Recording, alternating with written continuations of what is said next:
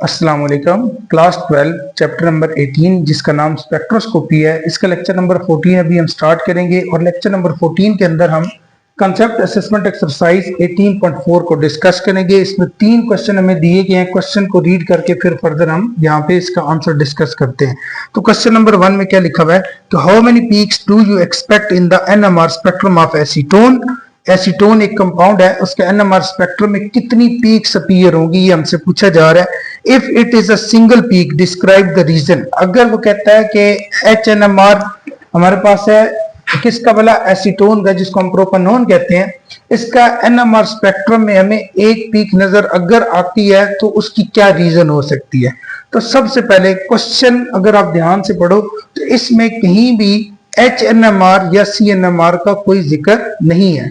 इसका मतलब हमें दोनों की रिस्पेक्ट से एक्सप्लेन करना चाहिए। अब ये हमारे पास स्ट्रक्चर है इसका एसीटोन का या प्रोपेनॉन का। तो इसमें अगर आप देखो, अगर मैं बात कर लूं सबसे पहले कार्बन की, तो कार्बन मेरे पास 2 टाइप्स के हैं। कैसे भला, एक ये जो कार्बन है ये वाला, ये डायरेक्टली ऑक्सीजन से अटैच है।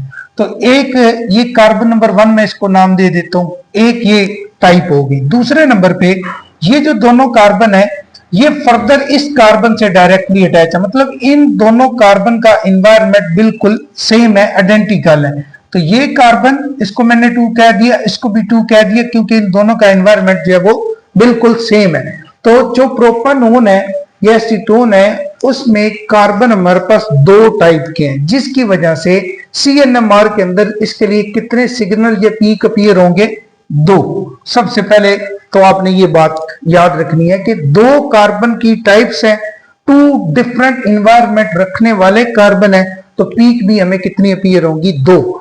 एक इसकी पीक और इन दोनों के लिए हमें एक ही पीक नजर आएगी। फिर अगर हम एचएनएमआर की बात करते हैं तो एचएनएमआर आपको पता है हाइड्रोजन के बारे में इंफॉर्मेशन देता है। तो ये CH3 मिथाइल में 3 हाइड्रोजन है, 3 मिथाइल में ये हाइड्रोजन है, और इन 6 के 6 हाइड्रोजन का एनवायरनमेंट बिल्कुल आइडेंटिकल है, सेम है। कैसे सेम है कि ये 3 हाइड्रोजन जिस कार्बन से अटैच है वो फर्दर कार्बोनाइल कार्बन से अटैच है। सेम ऐसे ही यहां भी 3 हाइड्रोजन जो है वो जिस कार्बन से अटैच है वो फर्दर कार्बोनाइल कार्बन के साथ अटैच है, मतलब वो कार्बन जो डायरेक्टली ऑक्सीजन के साथ अटैच है विद डबल बॉन्ड। तो इन 6 हाइड्रोजन का एनवायरनमेंट बिल्कुल सेम है, तो इसलिए एचएनएमआर के अंदर पीक हमें इन 6 प्रोटॉन की एक ही नजर आएगी। तो जो क्वेश्चन में अगर आप देखो तो उसमें लिखा हुआ कि अगर एक पीक नजर आ रही है तो वो एक क्यों नजर आ रही है, उसकी रीजन ये आप लिखोगे कि 6 प्रोटॉन है और 6 के 6 प्रोटॉन जो है वो बिल्कुल आइडेंटिकल है, उनका एनवायरनमेंट बिल्कुल सेम है, जिसकी वजह से इनके लिए पीक सिर्फ एक ही नजर आएगी। तो सीएनएमआर के अंदर 2 पीक्स और एचएनएमआर के अंदर सिर्फ एक पीक नजर आएगी। अब फर्दर अगर इसकी रीजन की तरफ हम जाएं तो वो मैंने वैसे आपको एक्सप्लेन कर दी है। जो बातें मैंने आपको बताई है कि एनवायरनमेंट इन इस कार्बन का बिल्कुल डिफरेंट एज कंपेयर टू इन 2 कार्बन के, जिसकी वजह से हमें 2 डिफरेंट जगह पे पीक्स नजर आएंगी। और हाइड्रोजन की अगर बात करें तो हाइड्रोजन के लिए सिर्फ एक ही पीक नजर आएगी। ये बातें यही लिखी हैं। Both methyl group CH3 are chemically equivalent, दोनों का एनवायरनमेंट बिल्कुल सेम है, सो गिव 1 सिग्नल। तो ये हमें दोनों, ये जो कार्बन है ये कार्बन के दोनों की हमें एक ही पीक नजर आएगी, एक ही सिग्नल नजर आएगा। फिर उसके बाद द कार्बोनाइल कार्बन, अब इस कार्बन की बात हो रही है, C double bond O, give 1 separate signal peak, इसके लिए हमें अलग से एक पीक नजर आएगी। तो ओवरऑल ये दोनों बातें सीएनएमआर से रिलेटेड लिखी हुई है कि सीएनएमआर के अंदर हमें कितने सिग्नल मिलेंगे, कितनी पीक्स मिलेंगी, 2 पीक्स मिलेगी। अगर हाइड्रोजन की हम बात करें तो हाइड्रोजन सारे इक्विवेलेंट है, तो ऑल हाइड्रोजन आर इक्विवेलेंट, तो सिर्फ सिंगल पीक अपीयर होगी हमें। यही नंबर ऑफ पीक इन एचएनएमआर वो 1 होगी। और 1 क्यों होगी कि सारे के सारे हाइड्रोजन जो है वो बिल्कुल इक्विवेलेंट है, जिसकी वजह से हमें एक पीक अपीयर होगी एचएनएमआर के अंदर और 2 पीक्स अपीयर होगी सीएनएमआर के अंदर। किसके लिए, ये जो कंपाउंड एसीटोन है या प्रोपेनॉन है। तो क्वेश्चन नंबर 1 में आप ये आंसर में लिख दोगे। अब फर्दर अगर आपसे ये पूछा हुआ है सीएनएमआर तो उसका अलग से आंसर होगा, अगर एचएनएमआर है तो उसके लिए अलग से आंसर होगा। तो मैंने यहां दोनों को इसलिए एक्सप्लेन कर दिया है क्योंकि क्वेश्चन के अंदर ना सीएनएमआर का जिक्र है ना एचएनएमआर का, सिंपल NMR का जिक्र है जिसमें दोनों आ जाते हैं, HNMR और CNMR। तो सिंपल आपने बस इसके लिए ये याद रखना है कि HNMR के अंदर एक पीक और CNMR के अंदर दो पीक्स, क्योंकि दो डिफरेंट टाइप्स के कार्बन प्रेजेंट है, डिफरेंट इन्वायरमेंट रखने वाले। फिर क्वेश्चन नंबर 2 को देखते हैं।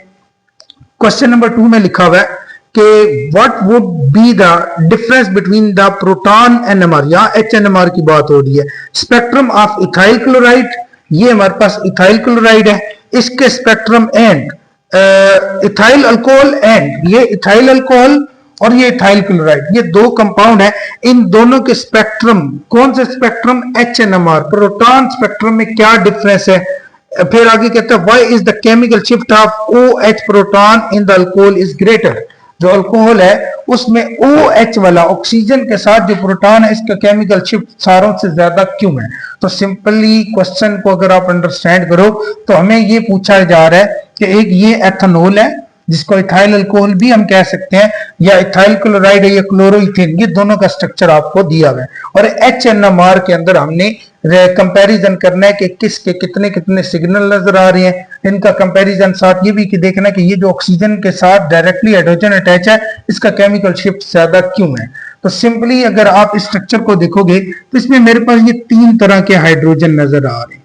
3 तरह के किस सेंस में कि ये हाइड्रोजन डायरेक्टली ऑक्सीजन से अटैच है, तो इसका एनवायरनमेंट इन दोनों से बिल्कुल डिफरेंट होगा। उसकी वजह यह है कि ये दोनों हाइड्रोजन तो इस कार्बन से अटैच है, तो पहले ऑक्सीजन, पहले जो हाइड्रोजन इस कार्बन से अटैच है, ये कार्बन फर्दर ऑक्सीजन से अटैच है, डायरेक्टली अटैच नहीं है, सेम लाइक दिस हाइड्रोजन। तो ये हाइड्रोजन तो डायरेक्टली इलेक्ट्रोनेगेटिव एटम से अटैच है, और ये दोनों हाइड्रोजन पहले कार्बन से अटैच है और कार्बन फर्दर इलेक्ट्रोनेगेटिव एटम से अटैच है। इन दोनों का एनवायरनमेंट बिल्कुल डिफरेंट हो गया। फिर ये इसका इन दोनों से भी डिफरेंट इस तरह से होगा कि ये हाइड्रोजन इस कार्बन से पहले अटैच है, ये कार्बन फर्दर इस कार्बन से अटैच है, और ये कार्बन फर्दर ऑक्सीजन के साथ अटैच है। तो 3 डिफरेंट टाइप्स के हमें हाइड्रोजन के लिए पीक्स नजर आएंगी, तो इसके लिए अलग से, इसके लिए अलग से, और इन 3 के लिए अलग से नजर आएगी। पहली तो ये बात। अब यही बात यहां लिखी हुई है कि 3 सिग्नल मतलब 3 पीक्स नजर आएंगी, CH3 के लिए, CH2 के लिए, और OH में जो प्रोटॉन है, इन प्रोटॉन के लिए 3 डिफरेंट जगह पे आपको पीक्स नजर आएंगी। फिर अगर हम इथाइल क्लोराइड की बात कर लें तो यहाँ Cl के अंदर कोई हाइड्रोजन मौजूद नहीं है, तो एक ये और दूसरे नंबर पे ये 2 डिफरेंट टाइप्स के हाइड्रोजन प्रेजेंट है, इसलिए हमें 2 सिग्नल या 2 पीक्स ही HNMR के अंदर नजर आएंगी। किसके लिए? इथाइल क्लोराइड के लिए। और एथेनॉल के लिए हमें 3 पीक्स नजर आएंगी। तो सबसे मेजर डिफरेंस तो ये है, मिथाइल ग्रुप के लिए और मिथाइलिन ग्रुप के लिए, इन दोनों के लिए 2 पीक्स नजर आएंगी, यहाँ तो H है ही नहीं। अब अगर आप देखोगे तो हमें हमसे ये भी फर्दर पूछा हुआ है कि जो एथेनॉल है उसमें OH वाला जो हाइड्रोजन है इसका केमिकल शिफ्ट ज्यादा क्यों है। तो ये बात हम कई दफा पढ़ चुके हैं कि ये जो हाइड्रोजन है ये डायरेक्टली एक इलेक्ट्रोनेगेटिव एटम से अटैच होता है।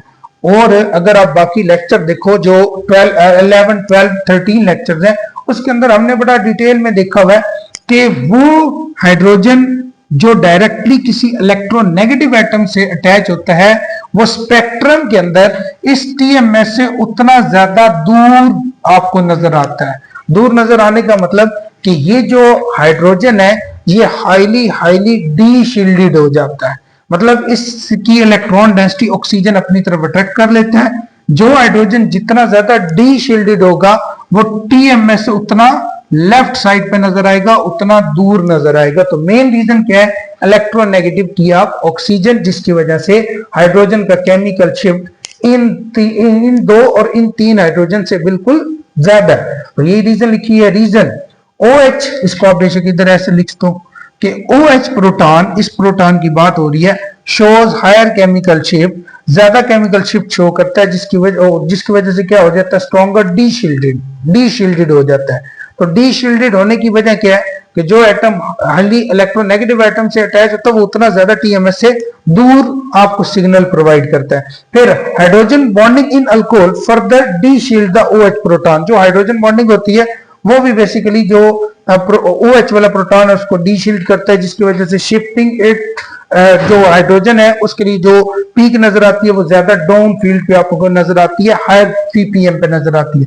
डाउन फील्ड का मतलब TMS से दूर, और हाई पीपीएम देखो यहाँ ये जो एक्स एक्सिस पे हमने क्या लिखा हुआ है, केमिकल शिफ्ट, और केमिकल शिफ्ट क्या होता जाता है, हायर होता जाता है। तो सिंपल ये रीजन है कि जो अल्कोहल है एक तो उसमें 3 पीक्स नजर आ रही हैं, दूसरा और जो इथाइल क्लोराइड है उसमें हमें 2 पीक्स नजर आ रही हैं। फिर जो इन तीनों में से ये जो हाइड्रोजन है इसकी पीक टीएमएस से सबसे लेफ्ट साइड पे होगी, थोड़ी सी करीब CH2 वाले हाइड्रोजन की होगी, फिर मिथाइल की सबसे करीब होगी टीएमएस से। तो ये क्वेश्चन नंबर 2 का आंसर हमसे यही पूछा हुआ था कि आपने इन दोनों का कंपैरिजन करना है, क्या डिफरेंस क्या है। एक तो ये डिफरेंस सबसे पहला, इसमें 3 सिग्नल है, इसमें 2 सिग्नल है, उसकी वजह हमने बता दी। फिर OH की पोजीशन जो है वो इतनी ज्यादा, मतलब आप आसान अल्फाज में कह सकते हो कि TMS से दूर क्यों है, तो उसकी रीजन क्या हमने पढ़ी, ऑक्सीजन एटम जो कि एक हाईली इलेक्ट्रोनेगेटिव एटम है, इससे ये हाइड्रोजन डायरेक्टली अटैच है। यहाँ कोई भी हाइड्रोजन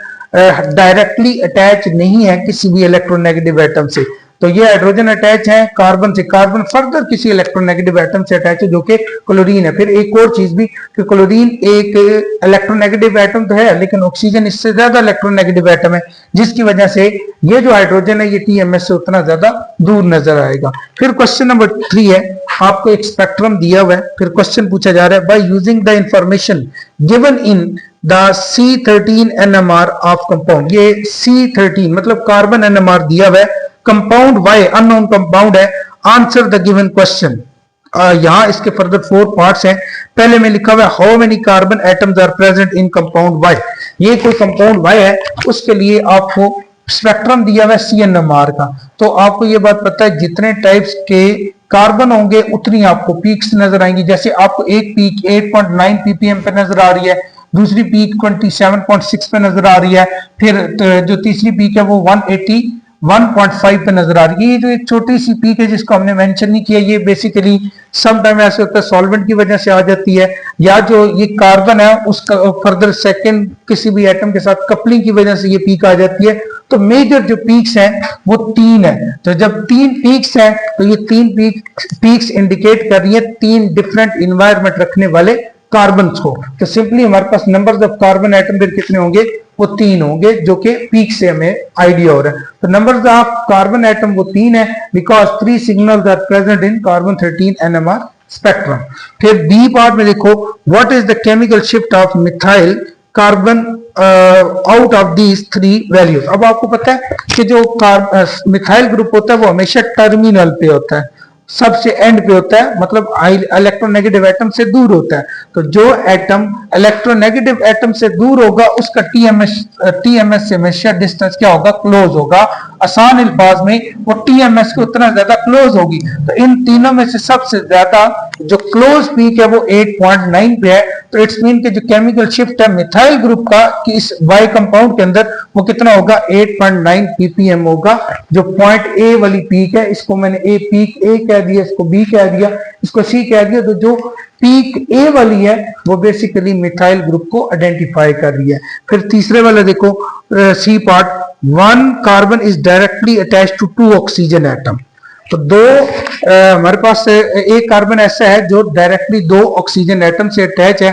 इट्स मीन कि ये यहां से हमें ये हिंट मिल रहा है ये कोई कार्बोजाइलिक एसिड हो सकता है, क्योंकि कार्बोजाइलिक एसिड के अंदर एक कार्बन जो है वो फर्दर 2 ऑक्सीजन एटम से अटैच होती है। ये देखो ना, अगर आप इसका ये स्ट्रक्चर लिखोगे तो ये कार्बन डायरेक्टली 2 ऑक्सीजन एटम से अटैच होती है कार्बोजाइलिक एसिड के अंदर। या दूसरा ये केस है, यहां क्या होगा, हाइड्रोजन अगर कार्बोजाइलिक एसिड होगा।